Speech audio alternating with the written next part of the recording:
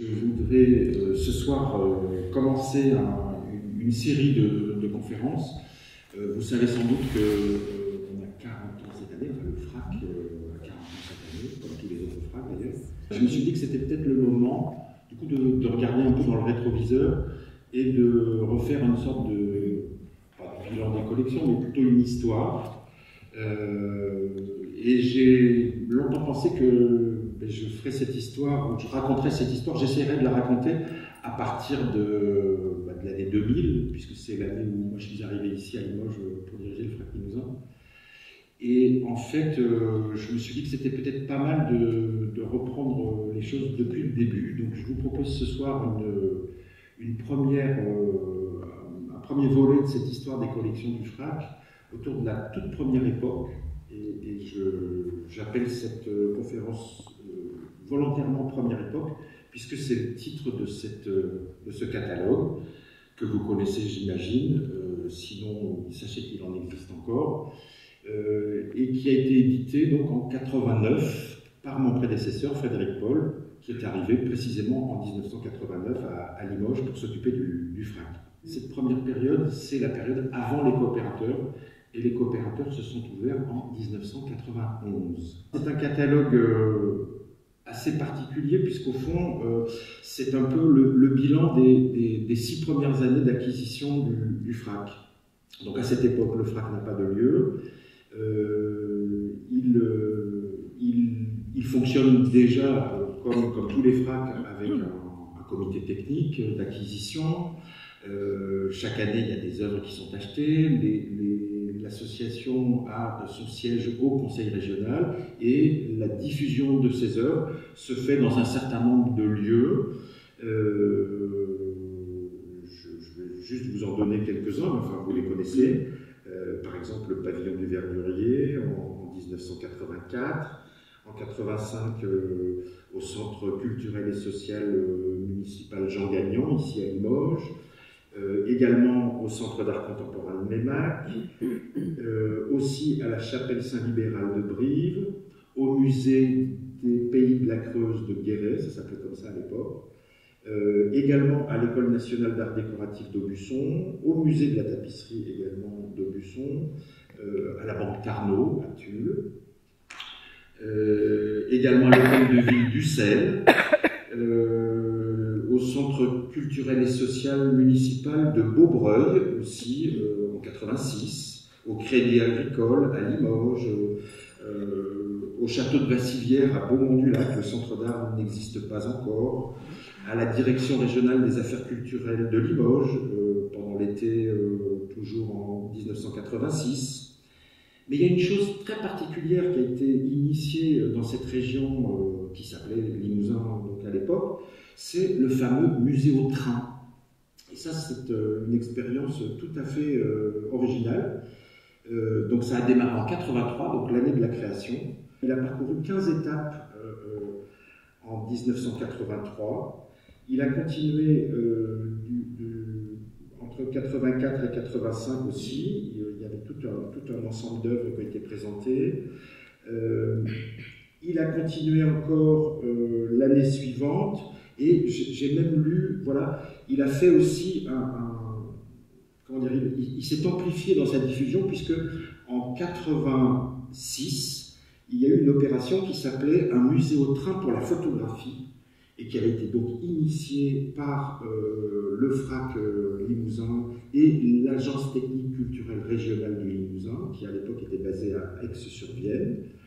Et c'était un train qui était donc qui proposait là une grande exposition sur la photographie. Il a touché les villes suivantes entre le 1er mai et le 1er novembre 1986. Il est allé à Reims, à Metz, à Verdun, à Longwy, à Lille, à Ussel, à Limoges, à Saint-Thirier, à La Rochelle, à Rochefort, à Niort, à La Roche-sur-Yon, à Saint-Nazaire, à Nantes, à Guéret, à Limoges, à Saint-Thirier, à Brive, à Aubusson. Donc une grande circulation, un grand circuit.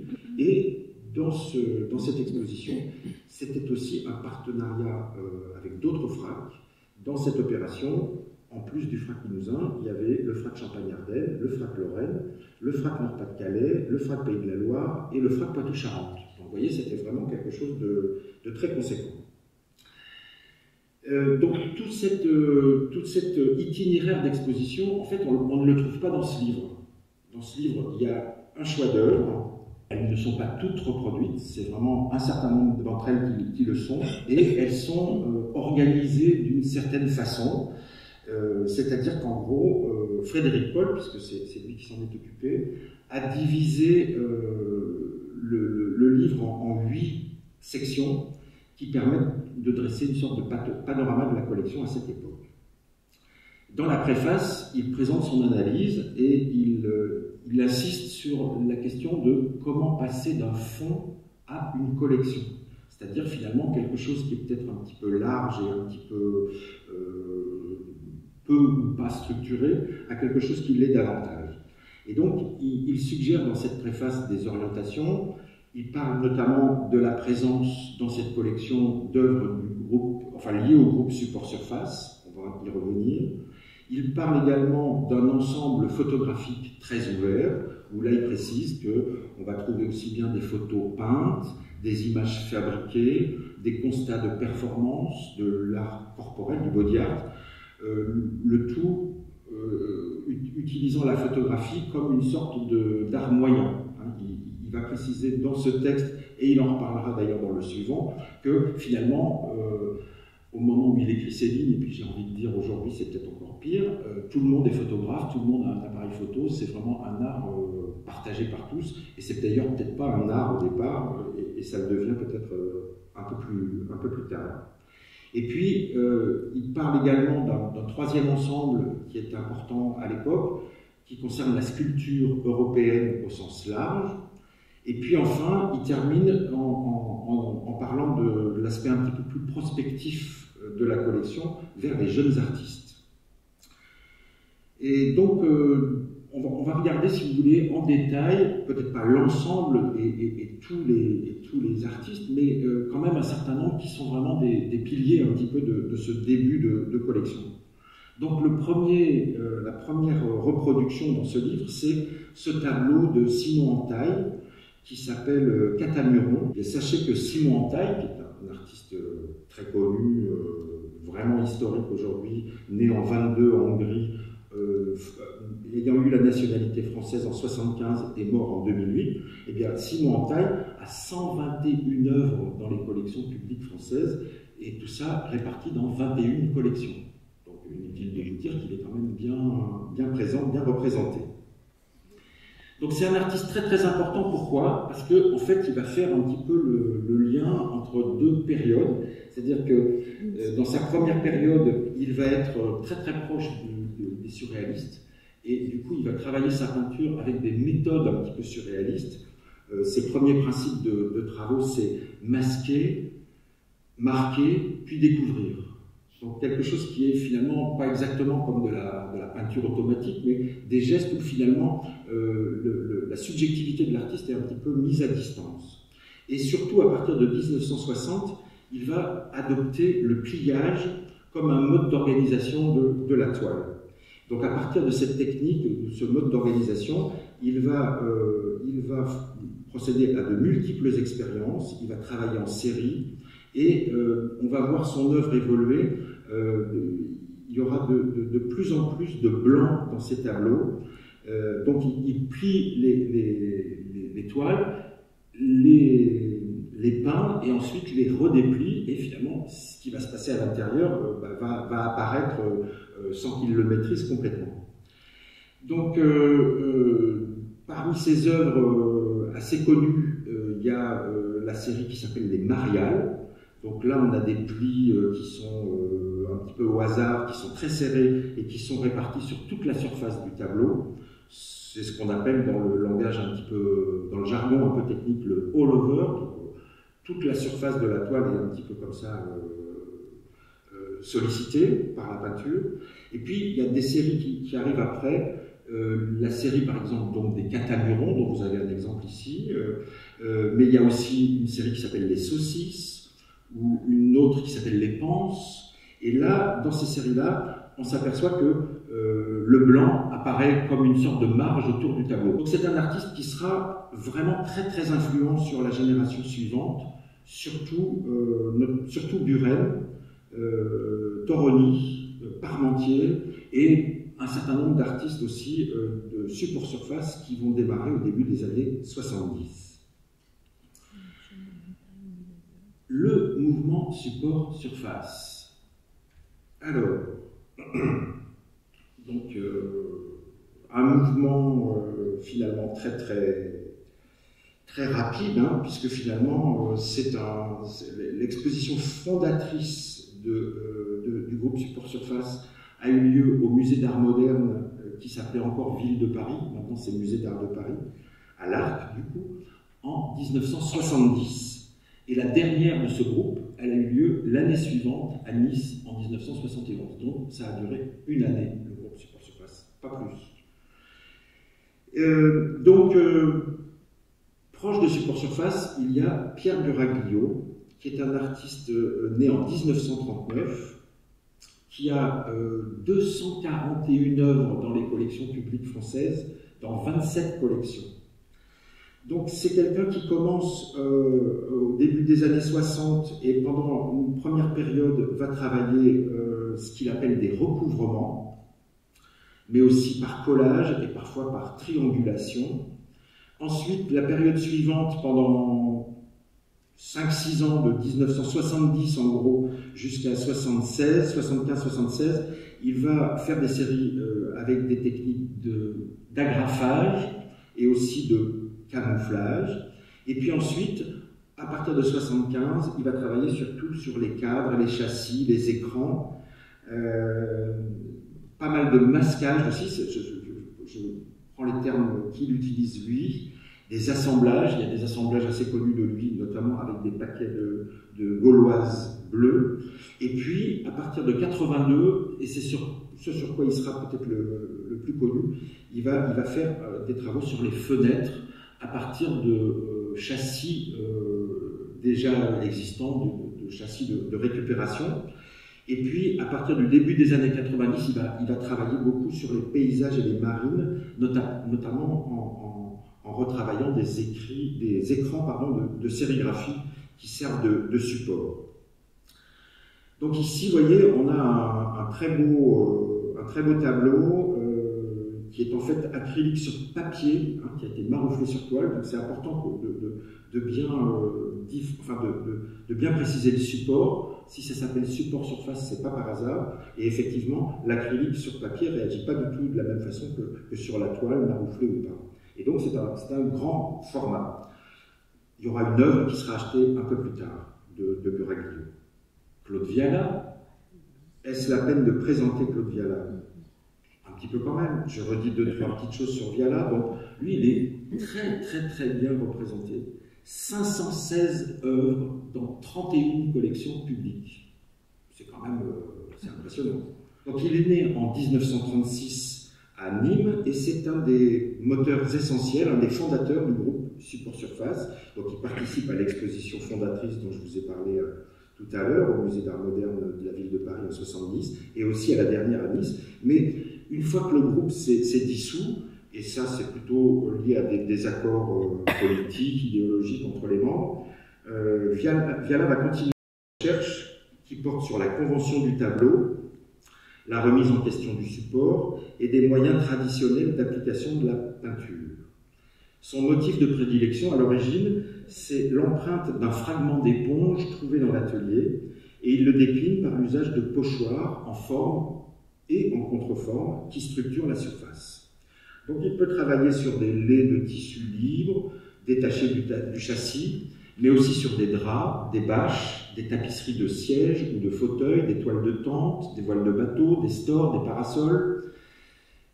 Tous les supports sont possibles finalement avec ce qu'on pourrait appeler une sorte d'outil visuel. Mais si on dit outil visuel, finalement, on pense plutôt à Buren, qui est connu pour ses bandes rayées, pour ses rayures, et qu'il appelle précisément un outil visuel.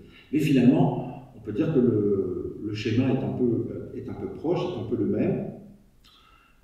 Concernant Viala, je redis, mais ça vous le savez, qu'il a été professeur aussi ici à l'École nationale des arts décoratifs à l'époque. Et on dit même que c'est lui qui aurait retrouvé la trace de Raoul Haussmann. Plusieurs personnes m'ont raconté ça. C'est-à-dire que Viala avait un certain nombre d'expositions, enfin pour lui ça marchait très bien, hein, il a beaucoup d'œuvres dans les collections en France, mais il s'est aussi pas mal exporté. Et ce serait finalement en Allemagne qu'il aurait entendu parler de la présence d'Haussmann à Limoges. Et, est-ce que l'anecdote est vraie? Il aurait retrouvé Haussmann grâce au facteur. Haussmann qui habitait tout près, hein, qui n'était pas loin. Et alors donc, après, entre autres spéculations, mais là c'est peut-être un peu moins sûr, il semblerait que donc Viala ait rencontré Haussmann, qui s'est beaucoup échangé, etc., et que peut-être même Haussmann se serait remis à faire un peu de peinture grâce à Viala. C'est ce qu'on dit.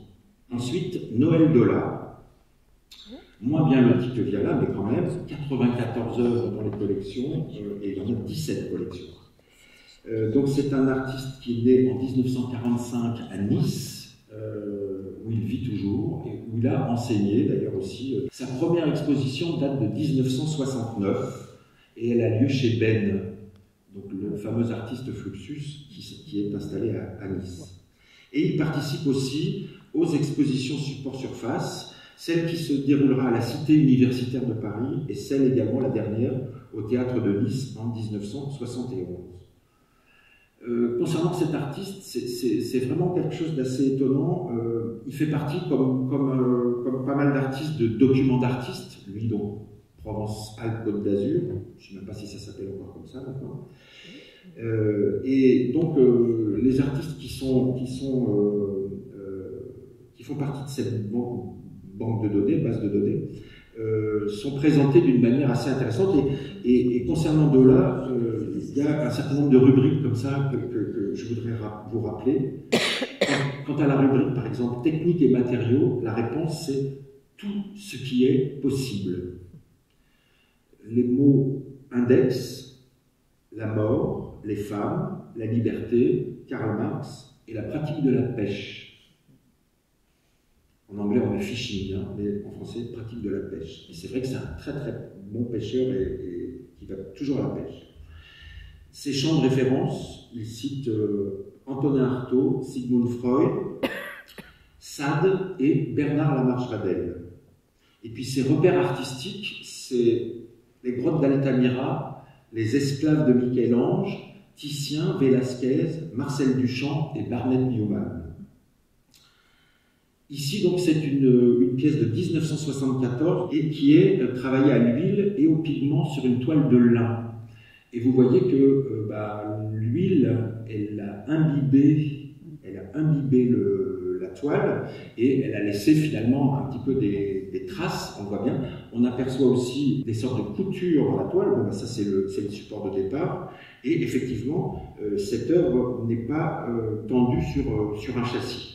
Donc c'est un artiste qui va lui aussi avoir beaucoup d'importance par son travail d'enseignement. Hein. Il va vraiment accompagner plusieurs générations de plus jeunes artistes et il va avoir une grande notoriété parmi les jeunes artistes. Sans doute pour sa liberté, sans doute pour le nombre d'expériences qu'il va tenter pendant sa carrière d'artiste. Jean-Pierre Pincemin, qui est né en 1944 et mort en 2005, lui, il a 85 œuvres dans les collections publiques françaises, dans 15 collections. Pincemin, c'est un autodidacte qui a d'abord été, j'ai trouvé la formule bizarre, ouvrier-tourneur, enfin bon, tourneur-fraiseur. Bon. Et puis en fait, c'est quelqu'un qui va beaucoup visiter le Louvre, les galeries d'art abstrait, et qui va commencer par la sculpture sur bois, qui va entraîner sa main par la sculpture sur bois. Il est aussi proche des membres de Support Surface, dans un contexte où l'art américain est prédominant. Mais Pincemin garde vraiment son autonomie. Pour lui, être peintre n'est pas une restriction. Et là, je cite une phrase qui résume assez bien, je dirais, sa position. Il dit « En tant que peintre, je sais tout faire, même pas très bien, mais je sais le faire. » Son œuvre n'est pas seulement une œuvre picturale, il s'est aussi assez régulièrement adonné à la sculpture, aux 3 dimensions, avec beaucoup de matériaux de récupération, du bois de cagette, des tas de choses. Et c'est vraiment une œuvre pluridisciplinaire qui tient sans doute plus de la curiosité que du savoir-faire. Donc ici, c'est une œuvre qui n'a pas de titre, de 1974, et qui est à l'acrylique sur toile libre. Vous voyez, c'est un très beau format où on voit bien que l'artiste cherche un petit peu ici une sorte d'équilibre, de rapport de proportion à l'intérieur du format lui-même. Ensuite, François Rouan, c'est un artiste né en 1943 et qui a 113 œuvres dans 15 collections publiques françaises. Donc lui, il a fait ses études aux Beaux-Arts de Montpellier en 1958, puis aux Beaux-Arts de Paris. Et ensuite, en début des années 70, il séjourne à Rome, à la Villa Médicis, et là-bas, il rencontre le directeur de la Villa Médicis de l'époque, c'est-à-dire Balthus. Et sur place, il découvre aussi Jacques Lacan et se familiarise avec les réinterprétations de la psychanalyse freudienne par Lacan. Il est très influencé par Matisse et les papiers découpés, mais également par les monochromes incisés de Lucio Fontana, que Fontana appelle les concepto spaziale, et aussi les pliages d'entaille, dont je vous ai parlé tout à l'heure. Dès les premières années, pour Rouan, la découpe occupe une place fondamentale. Les ciseaux entaillent les papiers récupérés ou gouachés en bande verticale, qui seront ensuite redécoupés en carrés ou en losanges. Les formes sont ensuite collées sur des supports colorés pour jouer de la superposition et de la transparence dans une recherche d'ouverture du plan. Les premiers tressages datent de 1966. Les actes simples et répétitifs qui se succèdent soulignent l'attention au travail de la main qui façonne et produit comme celle d'un artisan. Donc François Rouan prend part au groupe Support Surface et revendique le caractère physique et factuel de la peinture. C'est une surface autonome, sans aucun référent extérieur, donnée à voir pour elle-même. Donc ici, c'est une œuvre de 1970-71 qui s'appelle Tressage et qui est peinte sur toile et agrafée. Et c'est un très beau format. Donc là, c'est vrai que le rendu en reproduction est quand même un petit peu moins bien qu'en vrai, parce qu'en vrai, c'est absolument exceptionnel et extraordinaire. Ensuite, Christian Jacquard, lui, est né en 1939 et il y a 133 œuvres de Christian Jacquard dans 32 collections publiques françaises. Très jeune, Jacquard développe une fascination pour les empreintes d'animaux. Dans les années 70, l'empreinte du feu marquera un tournant dans sa carrière quand le tableau de chevalet et l'espace de la toile sont remis en cause par d'autres artistes. Dans ses œuvres employant la combustion, l'artiste attaque les papiers, les toiles, les peaux, la peinture et les murs. Les supports se transforment selon leurs propriétés respectives. Et donc ici, c'est un diptyque de 1974 sur une toile de chambre libre et qui s'appelle « Couple toile-outil, empreinte et ligature ». Donc vous voyez que c'est un travail qui est fait à l'encre, comme une espèce d'inventaire de signes, de ligatures, de liens, de nœuds, qui est comme ça un petit peu répété sur deux supports de couleurs différentes, teintés pour l'un et l'autre pas. Ensuite, parce qu'il n'y a pas que des peintres, il y a aussi des sculpteurs autour de ce mouvement support surface. Ici, donc, il s'agit de Bernard Pagès, qui est né en 1940 à Cahors, qui a 119 œuvres dans 23 collections publiques françaises. Donc lui aussi, il est proche du groupe Support Surface et il privilégie le principe d'assemblage dans ses œuvres, en travaillant au contact de matériaux naturels, du bois, de la pierre ou de matériaux industriels, du ciment, des barres de fer, du plâtre, des bidons métalliques. Juste son parcours en quelques lignes. En 1971, il plante des piquets de bois pour délimiter un territoire. Puis il dresse des tas de graviers, de branches d'arbres, de rondins de bois, de briques, de pierres ou de plaques d'égout. Il réalise au milieu des années 70 des séries qu'il appelle des arrangements, qui sont des combinaisons de briques et de rondins, puis ensuite des assemblages, il les appelle comme ça, qui sont des sortes de déclinaisons de différentes manières de fixer deux éléments entre eux. Et à partir de 1980, il va réaliser des colonnes, c'est ce qu'on voit ici. Ces manières de travailler sont découpées, sciées, tordre, assembler, monter. La couleur joue un rôle très très important, soit la couleur naturelle des matériaux, soit la coloration dans la masse, soit par recouvrement de peinture de certaines parties. Donc ici c'est une œuvre que vous voyez de 1982 qui s'appelle La Montagnarde et qui voilà, est travaillée avec différents matériaux, donc du calcaire alvéolé, du béton, du pigment bleu, du marbre blanc et du fer. L'ensemble comporte 24 éléments, ça mesure, vous voyez, 2,84 m de haut, et c'est en dépôt à la DRAC du Limousin, vous l'avez peut-être déjà aperçu là-bas, Tony Grand. Tony Grand qui est un artiste né en 1935 et décédé en 2005, qui lui a 117 œuvres dans 24 collections publiques françaises. Donc il est resté toujours un peu en marge du groupe Support Surface, Antoine Grand, mais il a quand même participé un peu à certaines expositions, dont celle du théâtre de Nice. Mais c'est quelqu'un qui est quand même toujours resté un petit peu isolé, un peu en marge. Il a commencé son apprentissage de sculpteur auprès d'une artiste d'origine hongroise qui vivait à Paris à l'époque, qui s'appelait Marta Pan, P-A-N. Et puis ensuite, il est revenu dans le sud de la France, dont il est originaire, et il s'est un petit peu, donc oui, comme je le disais, isolé, il est resté un peu éloigné des grandes scènes artistiques. Dans ses premières œuvres, il travaille avec des matériaux industriels, comme le plomb, l'acier, le polyester, puis ensuite il choisit le bois comme son matériau de prédilection. Il précise, pas un beau morceau de bois, pas un morceau riche d'une histoire compliquée, mais un morceau, quelque chose de largement suffisant pour amorcer quelque chose.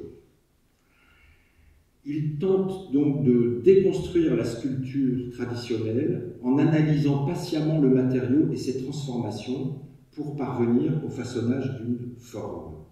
Le bois, facile d'accès et informe, a la capacité de rendre lisibles les gestes du sculpteur, ses remords et ses changements de direction. Donc vous avez un petit bout du titre qui vous manque, et en plus il est très long. Cette œuvre de 1972 s'intitule « Sec, virgule, brut, virgule, moitié débit entier, tiret, collé, tiret, plus débit entier, moitié débit entier, tiret, collé, plus débit entier à 90 degrés. » C'est en fait, ça correspond aux opérations de manipulation et de débit de ces morceaux de cyprès qui sont donc étalés, appuyés contre le mur et positionnés de manière très précise, puisque il est précisé dans la note technique de cette œuvre qu'il y a un espace de 81 cm entre les deux parties de cette sculpture. Notons quand même qu'à partir des années 80, il va retravailler avec le stratifié polyester, avec lequel il avait travaillé au tout début de ses activités de sculpteur. D'abord avec du bois, puis avec des anguilles et des poissons. Et ça, c'est une autre œuvre qui a été achetée assez tôt, qui date de 1986, qui fait partie de ses premières expériences de sculpture avec du bois et du stratifié polyester. Vous voyez, c'est une très belle œuvre, assez monumentale, et j'ai pas marqué son poids, mais c'est très lourd aussi. ça, c'est le premier chapitre, si l'on veut, le premier volet de ce livre, hein, découpé en 8 parties. Donc, en taille et le groupe support surface ou des artistes, en tout cas, très très proches. Ensuite, il y a une petite interruption dans l'ouvrage avec 2 œuvres. D'abord celle de Toroni, de Niel Toroni, né en 1937 et qui a, lui, 52 œuvres dans 15 collections publiques françaises. Donc Toroni, son nom résonne avec effectivement le fameux groupe BMPT, les initiales donc, de Buren, Mosset, Parmentier et Toroni, qui exposent et font un certain nombre de manifestations ensemble sur la scène artistique en 1967. Et les 4 artistes, en fait, veulent vraiment marquer quelque chose d'un petit peu radical à l'époque, c'est-à-dire finalement des peintures réduites à un signe unique. Donc les bandes verticales pour Buren, à l'époque un cercle noir sur fond blanc pour Olivier Mosset, des rayures horizontales pour Michel Parmentier et des empreintes régulières de pinceau pour Toroni. Chacun a choisi un outil visuel impersonnel et sans signification, revendiquant l'anonymat et l'interchangeabilité de leur production avant de poursuivre leur carrière individuellement. Cette notion d'interchangeabilité de la production, elle est très très importante, puisque c'est vraiment dans les faits ce qui va se passer. Lors de l'exposition BMPT en 1968, les 4 artistes exposent ensemble et chacun a décidé de faire le signe visuel de l'autre. Donc Buren a fait des cercles comme ça, Toroni a fait des bandes, voilà, jusqu'au moment où finalement ils se sont fâchés les uns avec les autres. Surtout d'ailleurs Buren qui n'était pas très prêt à jouer le jeu si loin. Et donc le groupe s'est séparé et ensuite chacun a travaillé de son côté.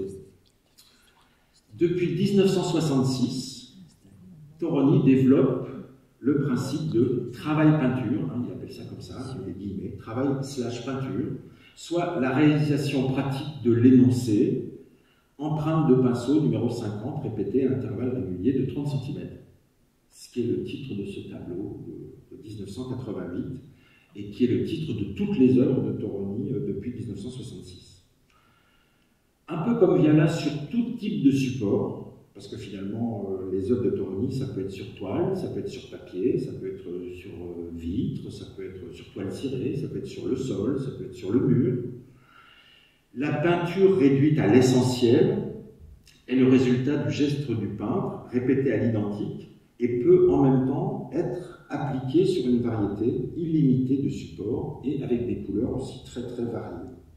Donc cette œuvre, elle est un peu tardive, puisqu'il a commencé en 66, hein, il y a déjà plus de 20 ans qu'il a commencé, mais elle est quand même très intéressante parce que finalement, elle mesure 2 mètres par 2, mais elle a cette particularité qu'on doit l'installer en angle pour la présenter. Donc il faut 2 murs en angle pour la présenter. Et là encore, c'est un petit peu peut-être anecdotique, mais enfin, ça a son importance. C'est une des premières œuvres que j'ai présentées quand je suis arrivé en 2000 au coopérateur. Et au coopérateur, à l'époque, il n'y avait pas de mur blanc en angle. Ça n'existait pas. Tous les murs blancs étaient avec un mur en granit, en pierre, et qu'il était impossible de présenter cette œuvre. Or, je voulais absolument la présenter. Donc, on a pu réaliser un premier mur blanc pour présenter ce tableau de Toroni en 2000. Et donc dans ce même petit chapitre, décidément, il manque encore un bout, il y a aussi donc Christian Boltanski. Doit-on présenter de Christian Boltanski? Peut-être pas, mais je vais quand même le faire un peu rapidement. Boltanski, né en 1944, mort en 2021, qui lui a 209 œuvres dans 31 collections publiques françaises. Boltanski a développé une œuvre liée à la mémoire individuelle et collective, en exposant les souvenirs, les objets trouvés ou reconstitués de son enfance. Il entame une œuvre autobiographique qui oscille entre dérision et rigueur archéologique. Il se sert souvent de l'inventaire, type album photo, registre de noms, voilà, et il étend son investigation à l'individu type dont il recueille patiemment les traces. À partir de 84, il va aborder la question du monument et plus ou moins implicite, de façon plus ou moins implicite de la Shoah. À partir de photographies et ou d'objets, des boîtes, des vêtements, des ampoules accumulées et présentés comme des ex-voto, il crée des sanctuaires voués à la mémoire des peuples ignorés par la grande histoire. Donc ici, vous avez une des 3 œuvres qui sont dans la collection, qui s'appelle donc « Essai de reconstitution en pâte à modeler », effectué le 11 décembre 1970, d'une veste que portait Christian Boltanski en 1948. C'est pas une logorée le titre, hein, c'est moins long que certains autres, mais enfin c'est quand même assez détaillé, c'est le moins qu'on puisse dire.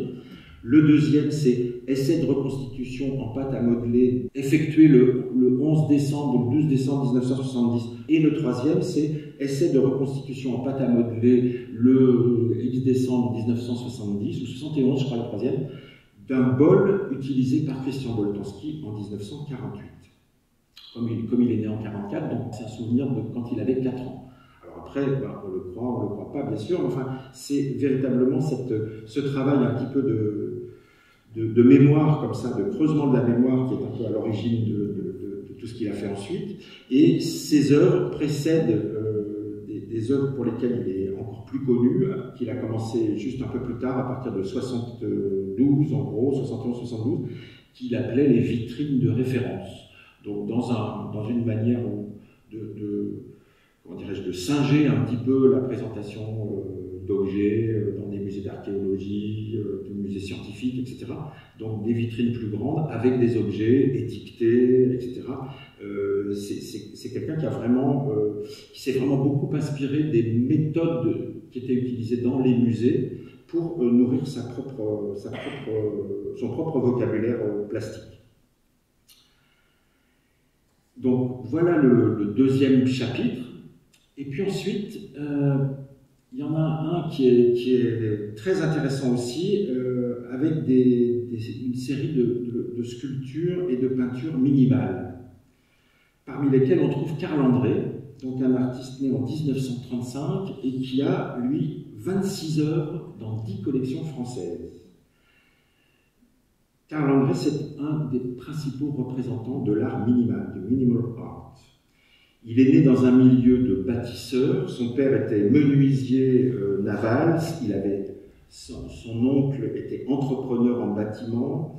Et il a toujours avoué avoir été très très impressionné quand il était jeune par les alignements de Stonehenge. Et aussi avoir eu très tôt un grand intérêt pour Constantin le Brancusi.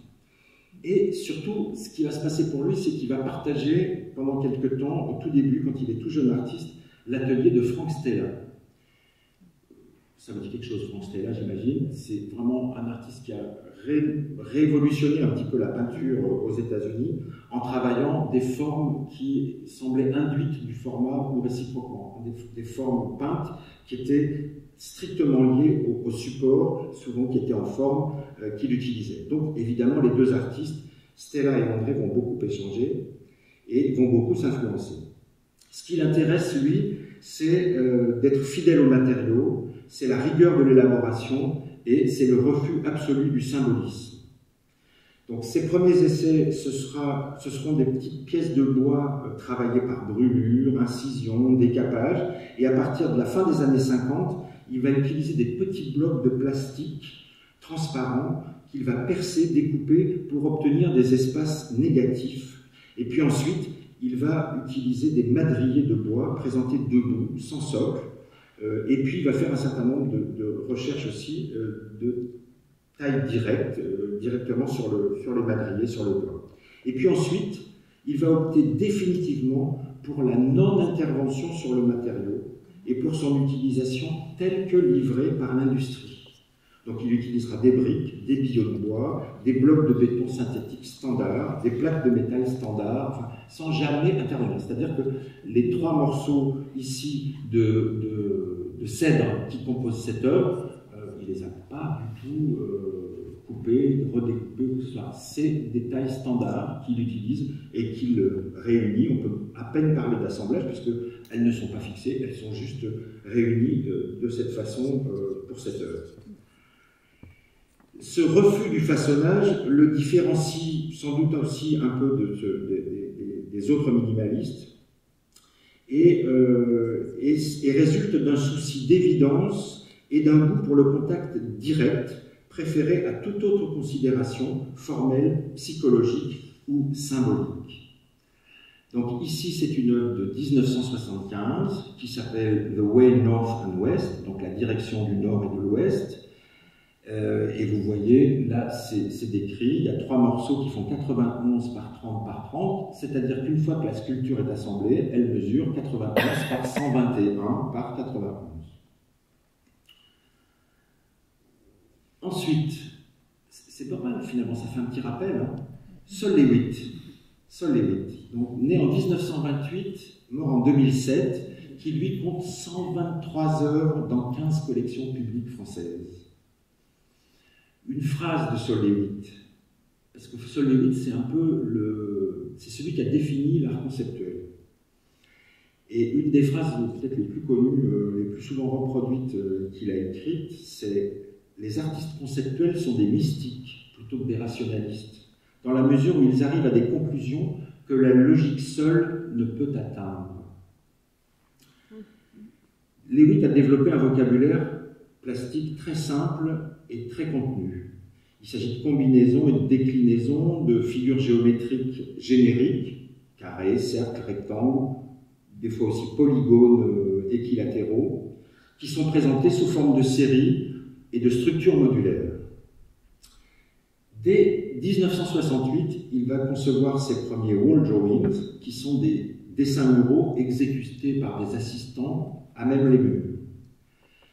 Ils sont toujours de caractère éphémère, simplement ils continuent à exister sous forme de certificats et de diagrammes avec toutes les instructions de l'artiste pour pouvoir les réaliser. Mais ils existent aussi tout à fait indépendamment du lieu qui les reçoit temporairement. Donc, comme je vous le disais, c'est lui un petit peu qui a énoncé les bases de l'art conceptuel et qui met en avant plutôt l'idée que la matérialité des œuvres. Et donc, du coup, l'exécution matérielle est déléguée et la subjectivité de l'artiste est vraiment tenue à distance. Il s'agit pour lui et pour un certain nombre d'autres artistes minimalistes de totalement rejeter l'expressionnisme abstrait qui était véritablement ce qui dominait à l'époque où ils ont commencé. Donc c'est une formulation qui peut sembler un peu austère, mais les variations sont multiples et à partir de volumes très simples. Donc ici, c'est un dessin sur papier qui date de 1982, un double dessin, vous voyez dans la feuille, réalisé avec de l'encre et des techniques mixtes. C'est aussi assez intéressant finalement de voir comment ce double dessin est une sorte d'essai très simple comme ça, de voir comment finalement un triangle clair s'inscrit sur un fond sombre et comment un triangle sombre s'inscrit sur un fond clair. Il y a vraiment quelque chose de la profondeur, au contraire de la présence juste à l'avant du support. C'est vraiment un jeu comme ça sur l'éloignement et la proximité, simplement avec une technique très très simple comme ça. Donc il y a un deuxième dessin qui existe aussi dans les collections. Donc c'est vraiment, on peut considérer ça comme une sorte de matrice qui finalement contient un peu en elle-même beaucoup d'autres variations qui auront lieu ensuite et qui réutiliseront le triangle sur différents supports, les murs et autres, ou sous forme de wall drawings. Une autre œuvre dans le même cahier, c'est celle de Alan Charlton, qui est un artiste anglais né à Sheffield en 1948, qui lui a 17 œuvres dans 12 collections publiques françaises. La peinture de Charlton pourrait se passer de commentaires, ce que l'artiste a longtemps affirmé en restant le plus pragmatique possible. Ces peintures sont volontairement élaborées à partir d'un nombre réduit de paramètres, châssis et toile dont les caractéristiques sont invariables, sauf les dimensions et la structure, peinture fluide qui imprègne la toile, absence de traces de gestes, choix d'une couleur d'abnégation, le gris, dont la densité, la profondeur et la nuance colorée peuvent varier. Ces peintures sont accrochées avec une très grande précision au mur. L'épaisseur exacte du châssis est la même que l'espace qui sépare les éléments. Les peintures de Charlton intègrent l'espace de leur exposition comme paramètre de leur présence. Donc ici, c'est une œuvre qui, comme son nom l'indique, est en 18 éléments, qui s'intitule 18-Part Line Painting, qui date de 1986, et qui, lorsqu'elle est présentée au mur, vous voyez, mesure 1,30 m de haut sur 4 mètres, un peu plus de 4 mètres de large. Et puis ensuite, donc, on arrive à un autre chapitre qui concerne un peu plus la sculpture, la sculpture européenne dont j'ai parlé au début, avec ici donc un ensemble d'œuvres de Vladimir Škoda, artiste tchèque, né à Prague en 1942, qui a eu la nationalité française depuis 1975 et que certains amis connaissent un petit peu puisqu'on était allé visiter son atelier en Auvergne il y a quelques années. Il a un atelier à Paris mais un autre en Auvergne. Donc il a d'abord été peintre et dessinateur lorsqu'il était en Tchécoslovaquie et puis lorsqu'il est arrivé à Paris et qu'il a vu le Louvre, etc., il a été totalement émerveillé, donc il s'est inscrit aux Beaux-Arts en sculpture dans l'atelier de César, qui lui a appris la sculpture soudée, assemblée, en métal, etc. Donc ici, c'est une photo qui est assez intéressante parce qu'on voit un petit peu tout cet ensemble d'œuvres. Hein. Toutes ces œuvres ont été achetées à peu près dans cette période-là, entre 76, enfin au tout début du FRAC, et ce sont des œuvres qui datent de 76 à 83. Donc celle qui est sur la gauche date de 76 et les autres, un petit peu plus à droite, de 83. Le principe de l'œuvre de 76 est très intéressant, c'est-à-dire qu'on a des éléments métalliques, comme ça des barres métalliques, qui sont découpées, et la partie qui a été ôtée de la grande barre est réétirée juste à côté. C'est-à-dire finalement, il y a une sorte de paramétrage, si l'on veut, des différents éléments. Alors que les autres sculptures qui sont dans la partie droite sont plus un travail de forge, enfin un travail où il met le métal à très haute température et le manipule avec pas mal de virtuosité, comme si c'était finalement quelque chose comme un caoutchouc, comme quelque chose de mou. Et puis voilà une autre œuvre aussi très intéressante du tout début, donc une œuvre de Juan Muñoz, un artiste espagnol né en 1953 et qui est décédé en 2001, et qui a 14 œuvres dans 7 collections publiques françaises. Donc c'est quelqu'un qui a un parcours tout à fait étonnant, Muñoz, puisqu'il a commencé par étudier un petit peu l'architecture à l'université de Madrid, mais pas très longtemps, et ensuite, en 1970, il est parti s'installer à Londres chez son frère, parce que son frère y vivait déjà.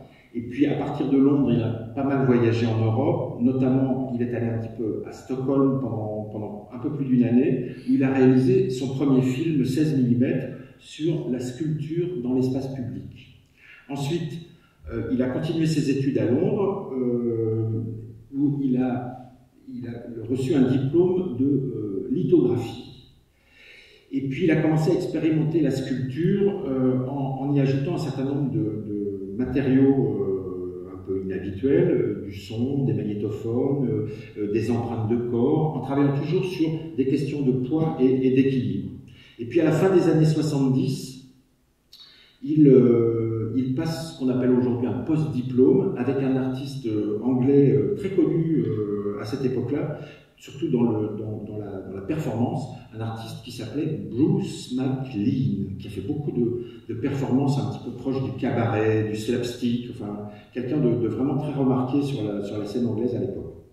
Et puis ensuite, au début des années 80, il part à New York pendant 1 an pour faire une résidence, et il profite de son séjour à New York pour aller rencontrer Richard Serra et l'interviewer. Et puis ensuite, au début des années 80, il rentre en Espagne, où il va s'installer dans la périphérie de Madrid et commencer vraiment son travail. Donc ses premières œuvres un peu connues commencent début des années 80, disons vers 83, 84. Ce sont les premiers balcones, donc des sculptures en forme de balcon sur le mur, une sorte de morceaux d'architecture réduite comme ça. Et puis ensuite, il va faire aussi beaucoup d'œuvres avec le motif de l'escalier. Et en 86, il y a vraiment quelque chose d'important qui se passe pour lui. C'est la première sculpture avec une figure et un sol qui est travaillé de manière optique. Où il reprend les systèmes de construction qu'on trouve beaucoup dans la peinture de la Renaissance, notamment, des systèmes en damier, comme ça, avec des perspectives qui sont plus ou moins renforcées, accélérées, et sur lesquelles il pose une figure. Donc, il y a vraiment un effet de théâtralisation de l'œuvre, de mise en scène de l'œuvre. Et puis en 87, c'est ce qui va en tout cas le faire beaucoup connaître en France, il a une première grande exposition monographique au CABC à Bordeaux. Et donc 88, c'est la date de cette sculpture qui s'intitule donc Dwarf over a Column, donc le nain sur la colonne, donc qui est faite en terre cuite, et il y a une vis à l'intérieur pour maintenir les 5 éléments, et qui fait donc 2,85 m de haut, et qui est vraiment tout à fait intéressante. Je me rappelle d'un commentaire très marquant d'une sculptrice que j'aime beaucoup sur cette œuvre, Anita Molinero, qui disait voilà, c'est quelqu'un qui enfin met les nains au-dessus des autres, enfin, qui rend justice à la vision du nain, qui replace le nain en hauteur. Donc je pense que c'est un geste tout à fait intéressant. Alors ensuite, Jean Clarboudt, donc un artiste né à Lyon en 1944 et mort en 1997, qui lui a 198 œuvres dans 15 collections publiques françaises. Je vois l'heure qui passe, je vais essayer d'accélérer un petit peu. J'ai encore un certain nombre d'images à vous montrer. Clarboudt, c'est un artiste qui a beaucoup voyagé et qui s'est inspiré de beaucoup de ses déplacements pour sa sculpture. Il a été notamment assistant, et c'est sans doute là qu'il a appris beaucoup de choses auprès de Robert Jacobsen, donc un sculpteur danois très connu, dont vous voyez une œuvre à chaque fois que vous allez au Centre d'art contemporain de Meymac, puisqu'il y a une grande œuvre monumentale de Jacobsen juste devant le Centre d'art.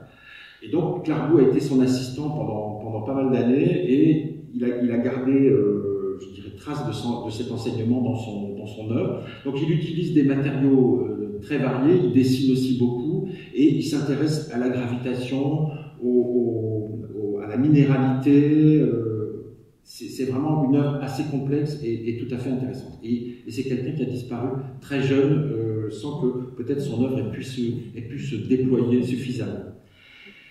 Toujours dans cette partie sculpture, Bernd Lohaus, donc un artiste allemand né en 1940 et décédé en 2010, qui lui a 11 œuvres dans 7 collections françaises, donc c'est pas beaucoup. C'est quelqu'un qui a d'abord travaillé dans une menuiserie, puis il a été apprenti chez un tailleur de pierre, avant de devenir étudiant à la Kunstakademie de Düsseldorf entre 1963 et 1967, donc étudiant de Joseph Beuys.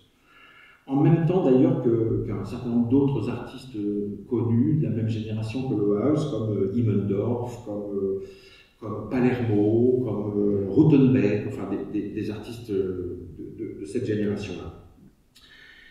Donc c'est quelqu'un qui travaille avec des matériaux, souvent des morceaux de bois trouvés ou de la pierre, et qui utilise le texte soit écrit à la craie, soit gravé, et finalement ce rapport entre le texte et le matériau est pour lui quelque chose de très particulier, parce que pour lui c'est vraiment une équivalence. Le texte a autant d'importance que le matériau plastique, une vraie fonction dans son œuvre. La plupart de ses œuvres rendent compte de relations sociales un petit peu ambiguës.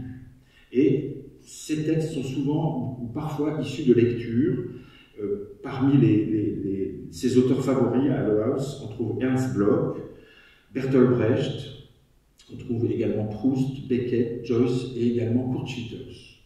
Donc ça, c'est une œuvre dont vous voyez qu'un élément ici, enfin que 2 éléments sur 3, qui s'intitule Essai, plus loin Par toi, plus loin Trace, qui date de 1986. Ce sont 3 éléments en granit gravés et qui sont en dépôt à Vassivière depuis leur création, depuis 1986. Alors, je continue un peu avec la sculpture, je vais essayer d'aller un petit peu plus vite.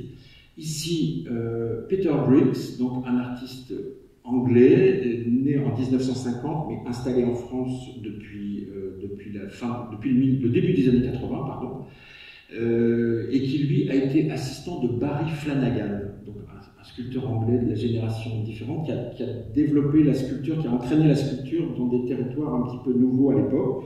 Il a beaucoup travaillé, par exemple, la sculpture molle, avec des tissus, avec des éléments rembourrés, des sculptures qui s'affaissent. Et puis ensuite, sa sculpture est devenue un peu plus figurative, et il est très connu pour ses lapins, ses lièvres.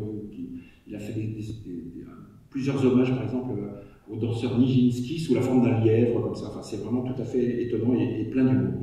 Donc Briggs a été son élève, son assistant, et il a commencé à expérimenter de manière très étonnante. Bon, ça, c'est une œuvre qu'il a vraiment fait connaître au début de sa carrière, donc en 1981, où il s'agit d'un morceau de marbre scié à la scie à fil. Donc c'est inutile de vous dire que techniquement, c'est vraiment un truc très très complexe à réaliser, mais finalement, on a aussi là une révélation entre guillemets du matériau qui est tout à fait inédite.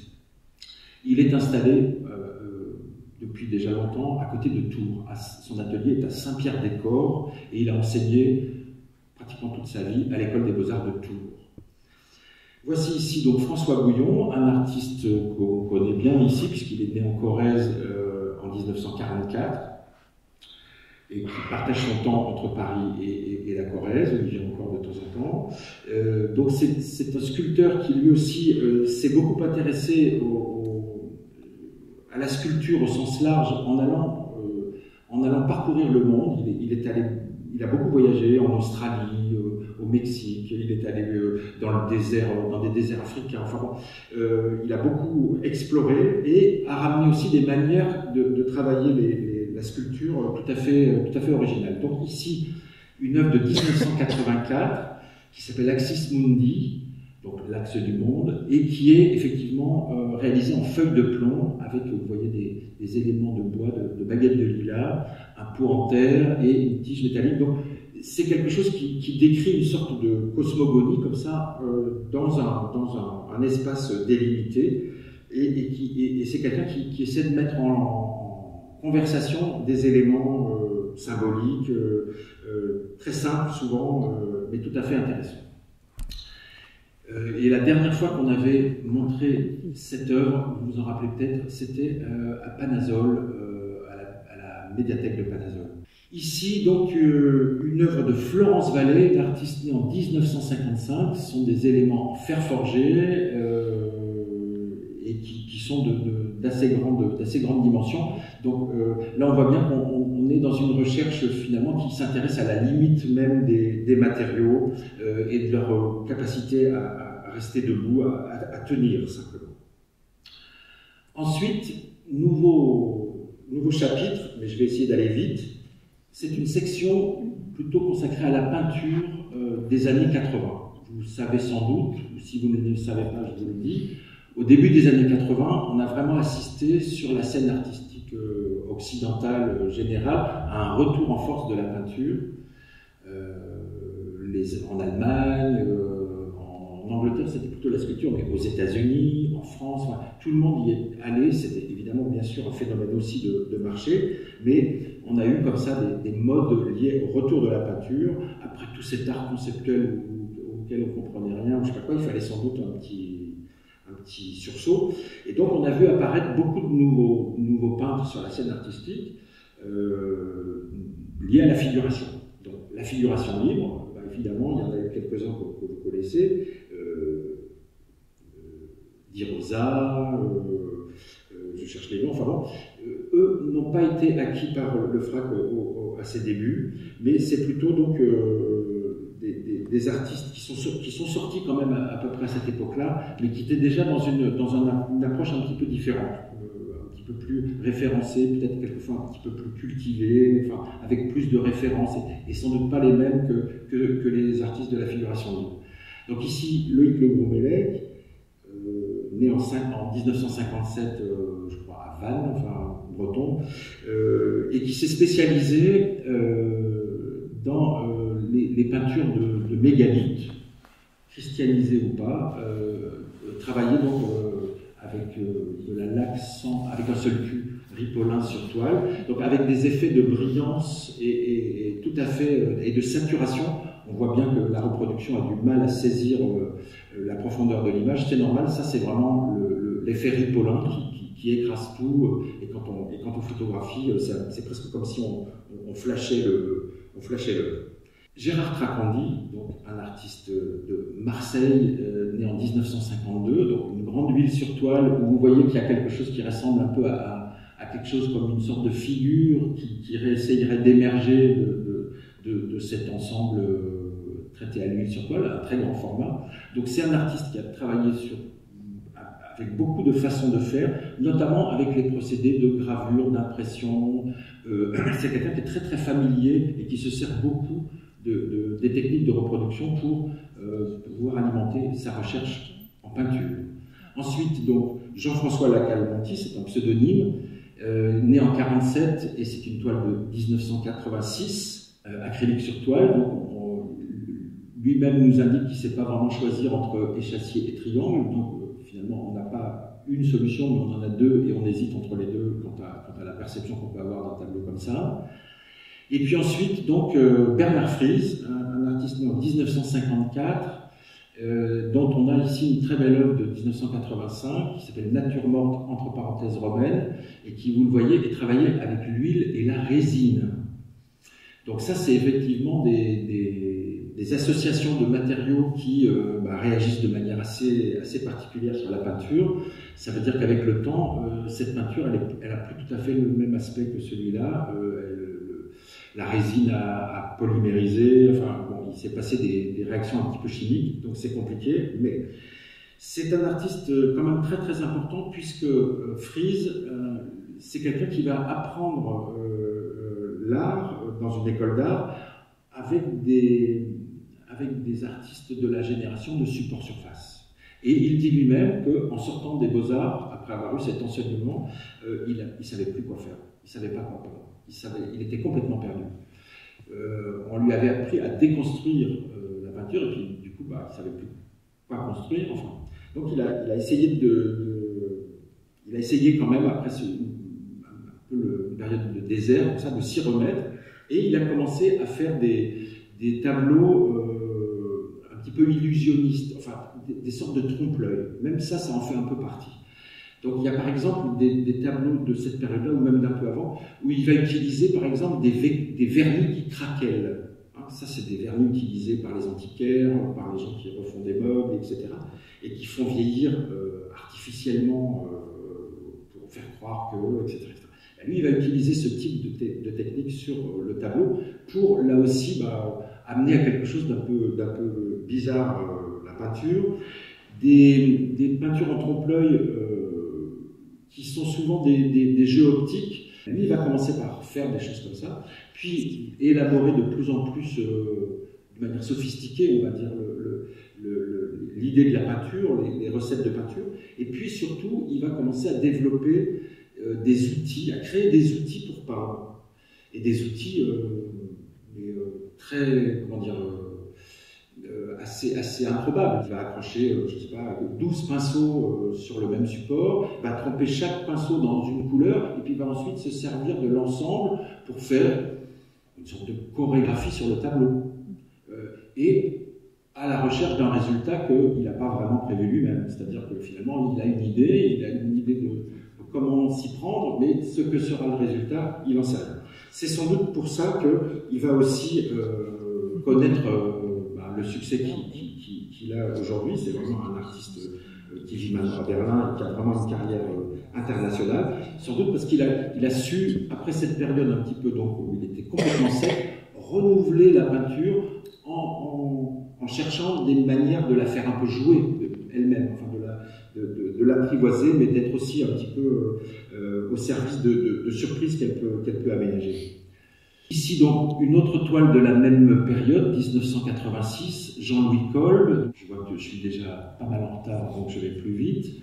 Ici, Sans fourche, un petit mot, c'est pas daté et c'est pas titré. C'est avant 84 parce qu'avec Sans fourche, ça a toujours été un très très gros problème. Sans fourche détestait les historiens de l'art. Donc il a toujours essayé de brouiller les pistes, c'est lui-même qui le disait. Donc il travaillait sur des vieux papiers, il antidatait les œuvres, enfin bon, il aimait bien brouiller les pistes, voilà. Donc il y a eu un gros achat de Sans fourche pendant cette première période, et il y a aussi donc une sculpture de Sans fourche qui apparaît dans ce catalogue. Et ensuite donc Henri Quecot, Le Pré aux Ombrelles de 1981, donc une grande acrylique et mine de plomb sur papier. Donc Quecot, est-ce que là encore il faut le présenter? Je ne sais pas, mais ce qui est quand même très très étonnant, c'est après coup qu'on s'en rend compte, hein, mais c'est que dans ce livre, il y a une erreur d'impression, mais une erreur monumentale d'impression. C'est-à-dire que à la page où devrait y avoir reproduit Sans fourche, Quecot, pardon, et ben c'est pas Quecot qu'on trouve. On trouve bien la légende, Henri Quecot, Le Pré aux Ombrelles, 1981, enfin tout ce qu'il y a là. Mais en fait, ce qui est reproduit, ce sont deux dessins de Richard Feuillet, qui eux aussi ont été achetés à cette époque. Hein. Mais donc voilà, la légende c'est Quecot, et le dessin qui apparaît, c'est un de ces deux dessins dont on voit ici la reproduction. Et puis ensuite, donc, il y a une séquence photo et qui va vraiment constituer, je dirais peut-être, la part la plus importante qui sera celle des collections dans les années qui vont suivre. Donc, Wegmann, qui vient d'être acheté, il a été acheté en 89 avec ces fameux braques, son fameux braque qui le premier s'appelait Man Ray et qui va déguiser, qui va mettre dans toutes les postures, et qui va être un assistant très très docile pour faire des tas de choses tout à fait incroyables. Donc ça va vraiment être effectivement à l'époque une révélation que ces Polaroid en couleur comme ça, ça va vraiment faire une grande impression sur le milieu de l'art, et Wegmann va devenir vraiment quelqu'un de très très important pour les collections du Franck. Et puis il y a aussi donc Joachim Mogara, un artiste né en 1954 et qui donc a produit en 1988 un grand triptyque dont on ne voit que le tiers ici, le tiers gauche, avec un titre à rallonge: les montagnes, les plaines, les mers, les fleuves, les arbres, les bêtes, les hommes. Donc, vous voyez que c'est une photo sur toile émulsionnée, donc c'est un tirage à même la toile, hein, et qui est tendu sur châssis, façon tableau. Alors voilà le premier élément, le deuxième et le troisième. On aura l'occasion de les revoir l'année prochaine dans le futur lieu du Franck Artothèque. Donc, Mogara, donc, un artiste qui utilise aussi, lui, la photographie, mais d'une façon assez singulière. Je me souviens qu'il raconte dans un de ses textes, dans un de ses écrits, c'est un interview peut-être, qu'un jour, il part, il habite dans le sud de la France, il part en voyage en Afrique du Nord, au Maroc, je crois, et puis il fait plein de photos, et puis rentré chez lui, il s'aperçoit qu'il a oublié de mettre la pellicule dans l'appareil. C'est quelqu'un d'un peu distrait. Donc du coup, il décide de refaire les photos qu'il aurait dû faire au Maroc, mais il les fait chez lui, par terre, dans sa cuisine, dans son salon, avec les objets qu'il a sous la main. Et c'est comme ça un peu que tout a démarré, c'est-à-dire son travail de reconstitution, avec des objets triviaux, avec des objets très simples, de situations, de paysages, de voyages, de sculptures célèbres de l'histoire de l'art. Voilà, façon de faire à la maison, avec très peu de choses, ce qu'il aurait dû faire en voyage. Donc des sortes c'est une sorte de ratage presque au départ que le travail de Mogara, mais qui va prendre là du coup des proportions très très intéressantes. Ensuite, Tom Draos, donc un artiste d'origine tchèque, mais qui est installé à Paris depuis longtemps, avec une série de photos qui s'appelle Métamorphose de Robois. Donc, Robois, c'est le diminutif de Roche-Beaubois, le fameux magasin de meubles, hein, la fameuse chaîne de mobilier. Voilà, donc c'est un jeu, là, à partir aussi du salon et des meubles qui sont dans l'univers domestique, comme ça, de composition, avec des différents éléments. Vous voyez, il y a une bouteille, il y a comme une sorte de personnage comme ça qui apparaît. C'est à cet artiste que on confiera la livrée du Muséotrain de 1983. C'est à lui qu'on va commander une sorte d'habillage pour le train, le Muséotrain du FRAC.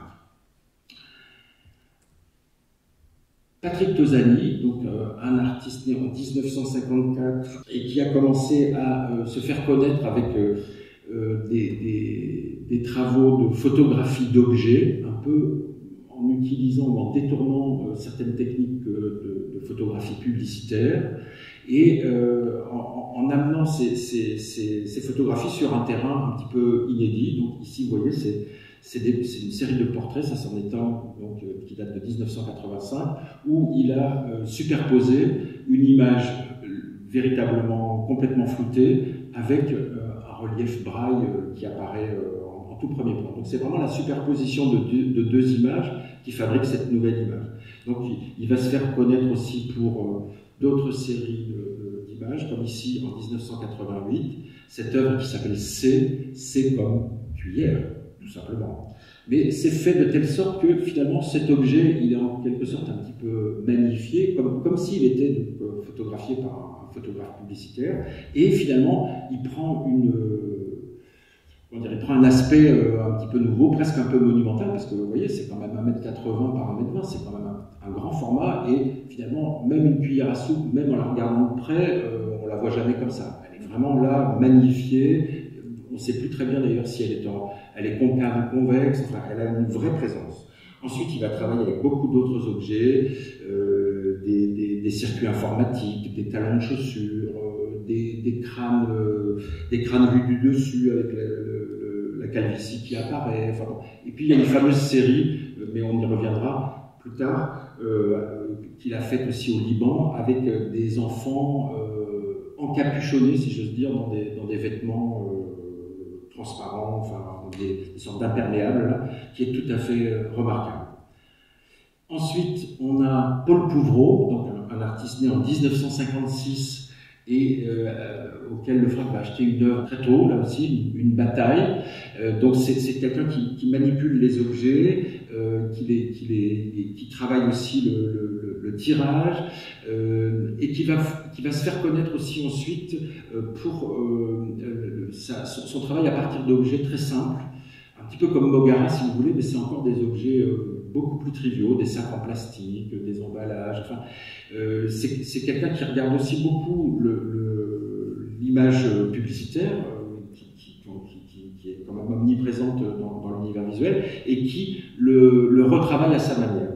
Donc c'est quelqu'un qu'on connaît bien, qu'on a d'ailleurs accueilli il n'y a pas si longtemps, puisque maintenant il a quitté Paris et il est installé à Argenton-sur-Creuse où il avait son atelier, depuis qu'il a terminé son enseignement à l'école de la photographie d'Arles où il a été professeur pendant de nombreuses années.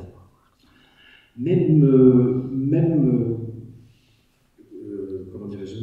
ensemble d'œuvres dans ce premier catalogue, Annette Messager, donc une artiste, là aussi la peine de la présenter, c'est une œuvre aussi tout à fait remarquable qui fait partie d'une série qu'elle avait appelée Mes Trophées.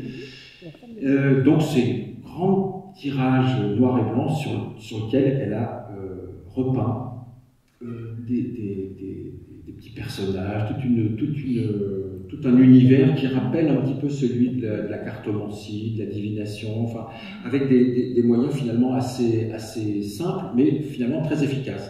Je me rappelle à l'époque avoir vu cette exposition où elle avait présenté tous ces trophées, c'était incroyable parce qu'il y avait des pieds, des mains, des épaules, enfin, il y avait différentes parties du corps, comme ça, d'un seul personnage, d'un seul modèle, qui étaient toutes travaillées comme ça, toutes sur fond noir. C'était très, très, très impressionnant. Et puis, parce que c'est aussi un petit peu l'époque et que c'est un souvenir quand même pour le coup, il y a aussi donc cet artiste Louis Jahan, né en 1958 et qui s'était fait une spécialité à l'époque des années 80 de retouches sur des photos qu'il mettait en scène. Hein. Donc là, c'est Jean-Charles Blay, donc artiste aussi de l'époque, de la figuration libre, avec son ami, sans doute de l'époque, peut-être sa future femme, je ne sais pas. Et qui prennent la pose dans un décor fabriqué par Louis Jahan, photographié, mais vous voyez que le bord de la photographie a été aussi repeint, et il en profite dans le cadre pour mettre aussi sa signature. Et puis, dans le même groupe d'œuvres, il y a aussi donc cette œuvre de Cindy Sherman. Est-ce qu'il faut présenter Cindy Sherman? Pas sûr, hein. C'est pas la peine quand même aussi. C'est quand même drôle d'ailleurs de retrouver à l'époque la façon dont on parlait de son œuvre. Dans ce catalogue, par exemple, concernant Sherman, on parle d'art média. On invente presque un mot, art-média. Bon. Donc c'est vrai que c'est une artiste très connue aujourd'hui pour avoir, là aussi à la maison, un peu comme Nogara, réendossé des rôles d'actrices de films noirs, de films hollywoodiens, etc. Très lié à la publicité au début. Donc de faire des sortes de photos de films. Voilà.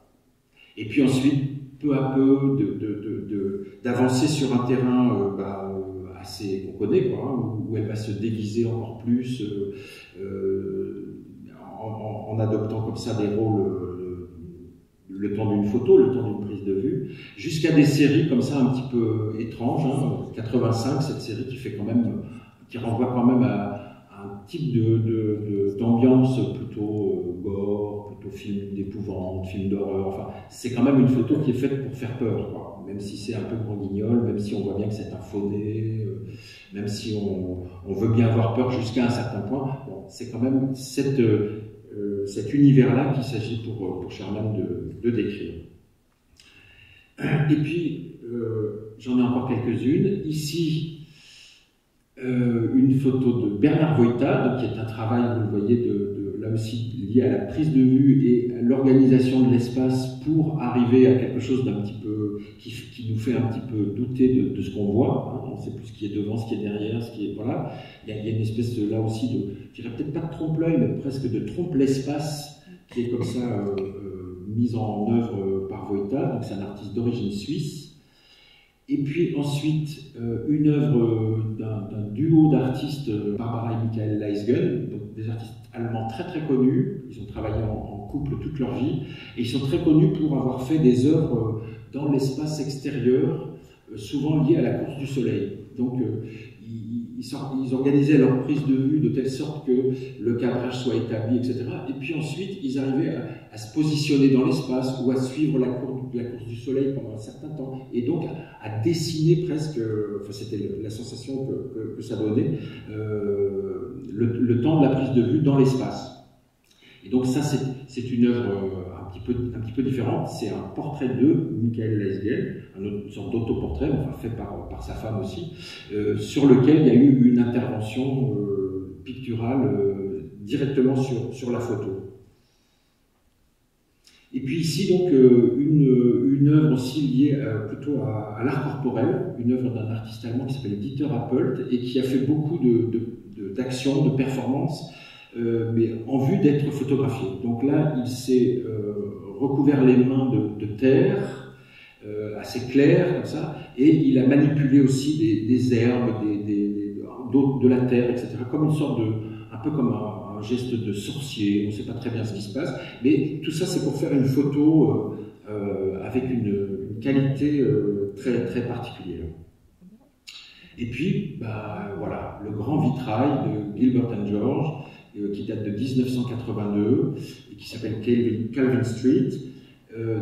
Des artistes qui sont d'abord passés aussi par la performance, hein, qui se sont autoproclamés sculptures vivantes et qui se sont fait connaître au début des années 70 pour leurs actions, quelquefois très spectaculaires, quelquefois pas du tout.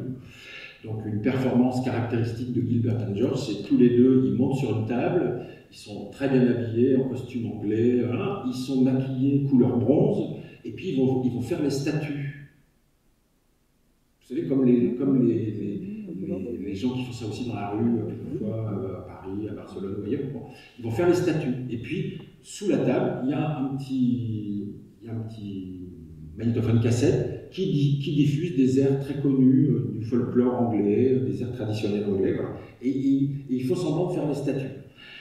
Leur travail, il est toujours très particulier parce qu'au fond, il met en avant des ambiguïtés qu'on soupçonne, qu'on imagine, mais qui là sont révélées de manière souvent assez frontale. Donc là, ils se servent dans la grande tradition de la peinture classique de leur propre présence comme intercesseurs dans l'image. C'est-à-dire c'est eux qui nous amènent à l'intérieur de l'image. Ils sont là comme des intermédiaires. Et puis là, ça décrit sans doute le portrait d'une rue à Londres, peut-être où il s'est passé des choses. On a l'impression qu'il y a quelque chose d'un petit peu violent. Un des artistes a le poing un petit peu serré. Vous voyez le personnage dont on n'aperçoit que la tête au-dessus, il y a aussi un poing serré. Enfin, visiblement, il y a de la bagarre dans l'air qui est là relatée sous forme d'un ensemble de 16 photographies travaillées à la feuille d'or. Donc là aussi, ça renvoie à une tradition de l'icône et qui l'a réemployée d'une manière tout à fait subtile. Gilbert and George, c'est quand même deux artistes qui ont développé un travail d'une efficacité visuelle tout à fait incroyable. C'est aussi efficace qu'un vitrail, sans aucun problème. Ensuite, d'autres œuvres très, très importantes de ses débuts, c'est une œuvre de Barbara Kruger, donc une artiste qui est née en 1945 et qui est donc une sorte de phototexte. Donc Barbara Kruger, c'est une artiste qui a commencé à travailler dans des magazines américains en charge de l'image, des maquettes, etc. Donc elle a vraiment appris son métier sur le tas, si l'on veut. Et elle a ensuite donc utilisé cette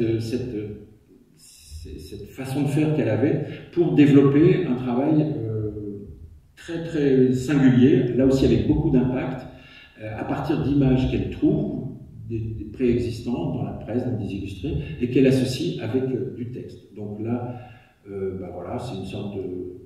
C'est pas une vérité de la palisse, mais c'est quelque chose quand même qu'on sait, que la mémoire, c'est quand même...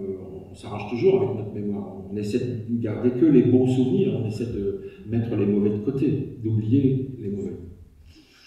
Ensuite, donc, cette œuvre de Robert Mapplethorpe, qu'on avait montré d'ailleurs il n'y a pas si longtemps à Saint-Léonard-Noblat, donc un portrait de Francesco Clemente, qui date de 1981. Clemente fait précisément partie de cette génération de jeunes peintres qui sont apparus au début des années 80. Lui faisait partie de ce qu'on appelait à l'époque la transavant-garde italienne.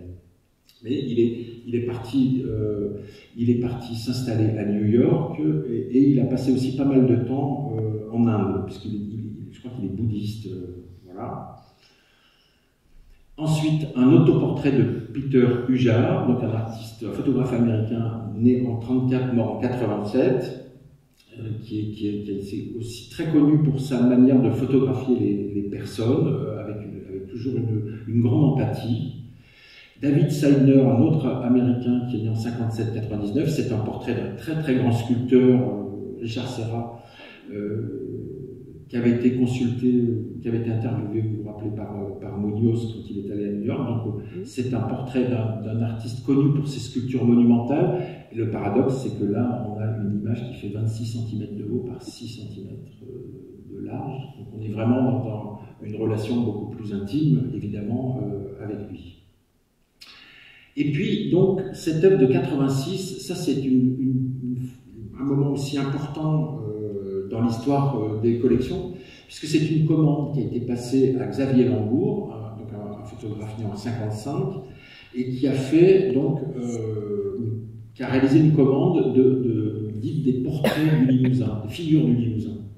Donc 52 photographies de personnalités, un écrivain, un artiste, un élu, un homme politique, enfin tous les gens importants qui ont été donc un peu sélectionnés quand même, qui ont été photographiés par Lambourg, qui est un photojournaliste, quelqu'un spécialisé dans la photographie de presse.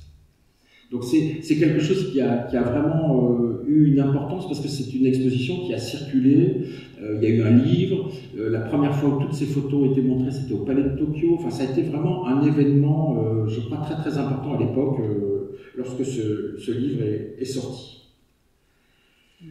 Et puis ensuite, une photographie de Patrick Feigenbaum, donc c'est un artiste né en 54 et qui est une sorte d'autodidacte de la photographie puisqu'il a appris le dessin et la peinture. Puis au bout d'un moment ça ne lui plaisait plus donc il s'est mis à la photo, mais avec cet apprentissage de la peinture.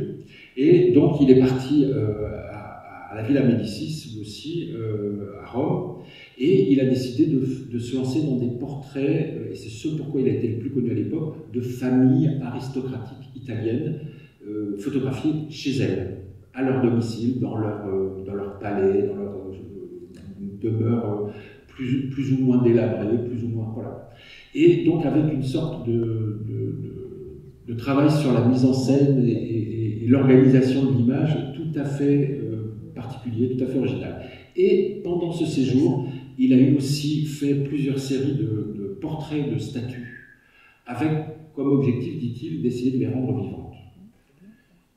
La reproduction ne permet peut-être pas de montrer ça, mais en réalité, quand vous voyez les vrais tirages, et ce sont effectivement des œuvres uniques, au bromure d'argent, enfin c'est très très très sophistiqué, certes on voit que les yeux sont vides, mais on n'est pas loin de quelque chose qui est le frémissement de la vie. Alors là, je vous remontre le Pouvreau, mais c'est celui-là que je voulais vous montrer. Donc un deuxième Pouvreau de la même époque, acheté à ce moment-là. J'en ai bientôt fini, je sens un peu d'impatience. Ensuite, une photographie de Boyd Webb, un artiste d'origine néo-zélandaise mais installé à Londres, né en 1947 donc, et c'est un artiste qui a beaucoup travaillé la photographie mise en scène, ce qu'on appelle dans le jargon la staged photography, donc, la photographie de plateau. Et donc ici, vous voyez la torpeur préhensile, telle qu'il l'appelle, de 1977, ce sont deux images qui ont été réalisées avec deux personnages, mais pris sous deux angles, et ensuite ces deux photos ont été découpées et assemblées de telle sorte qu'on a l'impression que c'est un livre ouvert. Donc ça, ce genre de manipulation assez simple, assez subtile, comme ça, c'est vraiment tout à fait typique de Boyd Webb, qui va se faire vraiment beaucoup connaître pour ses mises en scène photographiques. Et là, c'est une œuvre toujours de Boyd Webb, qui date de 1989, et qui s'appelle Clone. C'est assez intéressant de voir que pour faire cette œuvre, il utilise deux girafes, je ne sais plus comment ça s'appelle, les girafes qui sont mauvais, là, des jouets en plastique. Sophie la girafe, c'est ces deux Sophie la girafe, là, comme ça, sur un ciel un peu étoilé, donc on se dit c'est quoi, qu'est-ce qui se passe? Et puis en fait c'est juste quelque chose qui fait allusion au clonage, donc au dédoublement, enfin à quelque chose qui au fond est pas drôle, mais bon, qui est quand même abordé de belle manière. Une sculpture, un relief de Jean Stern, un artiste suisse qui est né en 1954, qui a été acheté en 1987 et qui a fait l'objet d'ailleurs d'une exposition, je crois que c'était à Ussel ou à Brive, enfin si je me rappelle bien, et qui travaille là aussi la modulation de la forme à partir de deux matériaux, le zinc et le bois, et la peinture. Donc il y a vraiment un travail de lien entre les différents matériaux. Et puis des œuvres de Martine Abbalea vont être acquises aussi à cette époque. Donc ici c'est une des plus connues. Donc des photographies noir et blanc retravaillées à l'huile et le texte est en surimpression. Donc ça ressemble vraiment à des sortes d'affiches de films, des affiches non pas de publicité mais de réclame, comme on nommer ces choses avant. Donc ici, visiter le pays des fleurs flambantes, tout d'un coup ça devient presque un peu gothique, on ne sait pas exactement ce qui se passe, c'est mystérieux en tout cas.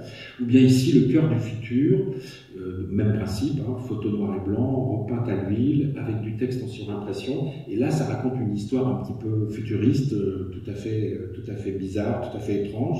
Et ici, le troisième, la croisière sombre, qui est aussi donc sur le même principe. C'est une artiste très très particulière, Martina Balea. Donc ça, c'est les premiers achats qui ont été faits auprès d'elle. Il y en aura d'autres ensuite. Il y aura une exposition monographique. Et on a continué à travailler avec elle. La dernière fois, c'était il y a quelques années au musée de Guéret, où on avait fait un portrait d'elle dans le musée.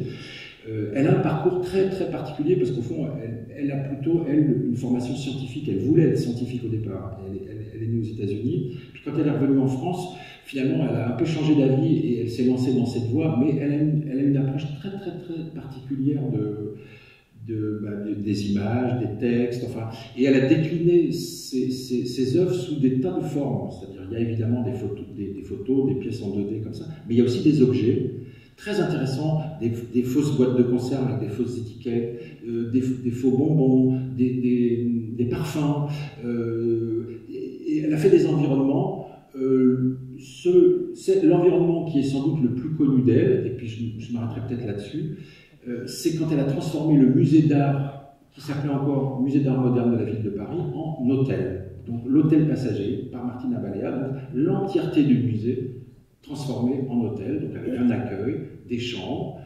Vous arriviez visiter l'exposition, vous achetiez votre ticket, et puis on vous donnait une clé et vous pouviez aller dans la chambre, je ne sais pas, 38, seul ou accompagné, faire une petite sieste, lire, enfin, et tout était reconstitué. Alors il y avait les lits, il y avait les tables de nuit, il y avait des images, voilà, et il y a des photographies qui sont restées. Dans chaque chambre, il y avait une photographie.